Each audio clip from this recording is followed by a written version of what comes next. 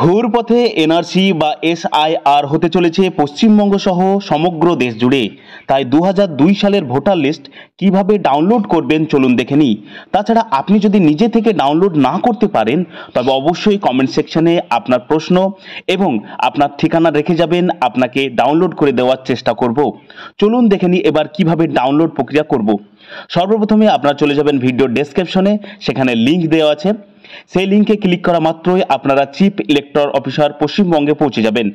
লিঙ্কে ক্লিক করা মাত্রই ইলেকট্রাল রোল 2002 এই পেজটিতে পৌঁছে যাবেন এবং যেখানে বিভিন্ন জেলাগুলোর নাম এক এক করে শো হবে।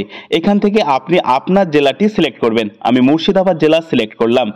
মুর্শিদাবাদ সিলেক্ট করা মাত্রই মুর্শিদাবাদ জেলার অন্তর্গত যতগুলো বিধানসভা আছে সেই সমস্ত বিধানসভাগুলোর নাম এক এক করে আবার শো হবে।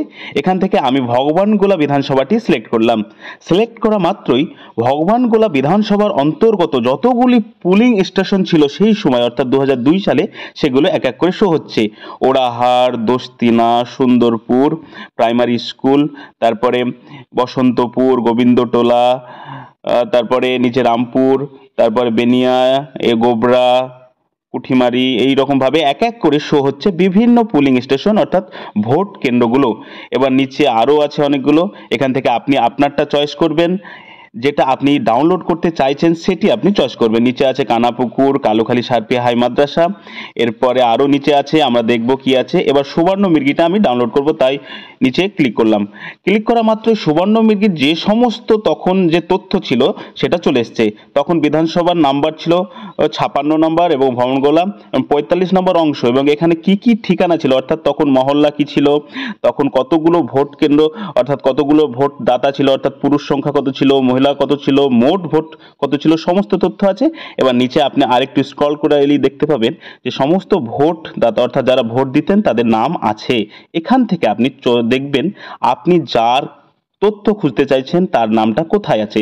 যদি থাকে তাহলে খুবই ভালো। চলে আসবেন ওপরে 3 ডটে ক্লিক করবেন। ক্লিক করার পরে এই ডাউনলোড অপশন আইকনটি আছে, এখানে ক্লিক করবেন। ক্লিক করা মাত্রই আপনার পেজটি ডাউনলোড হয়ে যাবে। ওপেন অপশানে যখন আপনি ক্লিক করবেন আপনি পেজটি পুনরায় ওপেন করে দেখতে পাবেন অলরেডি এটি আপনার মোবাইলে ডাউনলোড হয়ে আছে। আপনি যদি আপনি চান তাহলে এই পেজটি প্রিন্ট আউট করেও রাখতে পারেন।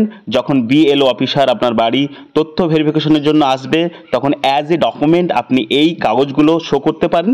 যদি পর্বটি ভালো লাগে অবশ্যই চ্যানেলটি সাবস্ক্রাইব করে রাখবেন।